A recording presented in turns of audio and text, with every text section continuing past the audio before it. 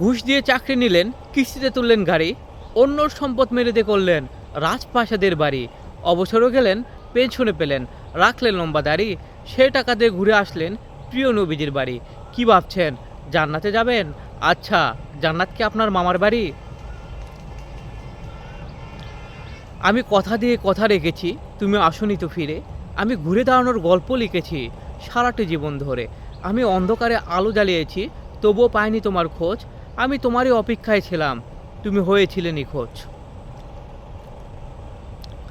পুত্রকে চেনা যায় বিবাহের পরে, কন্যাকে চেনা যায় যৌবনে, স্ত্রীকে চেনা যায় স্বামীর দরিদ্রতায়, আর স্বামীকে চেনা যায় স্ত্রীর অসুস্থতায়, ভাইকে চেনা যায় লড়াইয়ে, বন্ধুকে চেনা যায় বিপদে, আর সন্তানকে চেনা যায় বৃদ্ধ বয়সে। সিংহ ফেঁসে যায় কুত্তার জালে, যদি আপনার নিজের আপন মানুষগুলো সামিল থাকে শত্রুদের চালে। এজন্য কথায় আছে, মানুষের মুখের ওপরে মুখোশ থাকে, আর মিথ্যে ছবির আয়না যতই তুমি মানুষ চেনো, বেঈমান চেনা যায় না। 50 কেজি ওজনের একটা চালের বস্তা যে কিনতে পারে সে মাথায় নিতে পারে না, আর যে মাথায় নিতে পারে সে কিনতে পারে না। জীবনটা এমনই, আল্লাহ সবাইকে পরিপূর্ণভাবে সব কিছু দেন না, যে কোনো একটা দিক থেকে অভাব রেখেই দেন, যেন সে বুঝতে পারে অভাব জিনিসটা কত কঠিন।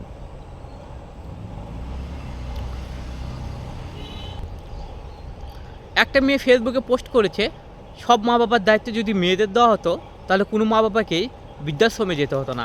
সেখানে একটি ছেলে কমেন্ট করেছে, সকল শ্বশুর শাশুড়িকে মেয়েরা যদি নিজেদের মা বাবা মনে করতো তাহলে পৃথিবীর কোথাও কোনো বৃদ্ধাশ্রমই থাকতো না।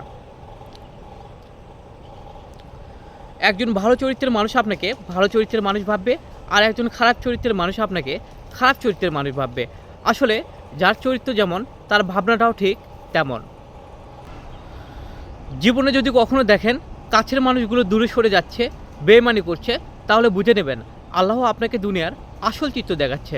কারণ আপনি যেন বুঝতে পারেন স্বাস্থ্যের এই দুনিয়াতে আল্লাহ ছাড়া আর কেউ নেই, আর যে সুখ আল্লাহকে ভুলে দেয় সেই সুখের চেয়ে দুঃখই ভালো। কবরে বাস পচে যাওয়ার আগে পচে যাবে তোমার মাটির দেহ, আত্মীয় স্বজন বন্ধু বান্ধব মনে রাখবে না কেহ, টাকা পয়সা অর্থ সম্পদ সবই যাবে রয়ে, শুধু 3 টুকরা কাপড় ছাড়া কিছু যাবে না সাথে। তাই সময় থাকতে আমল করো, ইমান করো খাঁটি, তোমার আমার শেষ ঠিকানা সেই 3.5 হাত মাটি।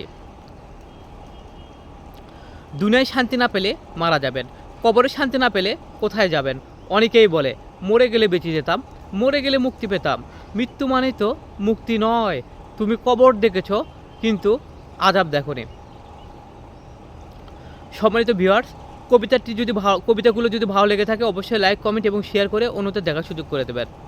আর আপনারা যারা আমার এই পেজটিতে নতুন, আপনারা অবশ্যই আমার এই পেজটিতে ফলো দেবেন। আমার এই পেজটিতে ফলো দিয়ে আমার পাশে থাকার অনুরোধ থাকবে। আপনারা সবাই ভালো থাকবেন, সুস্থ থাকবেন। ধন্যবাদ। আপনাদের সবার দীর্ঘায়ু কামনা করে আজকের এই ভিডিওটি এখানেই শেষ করছি।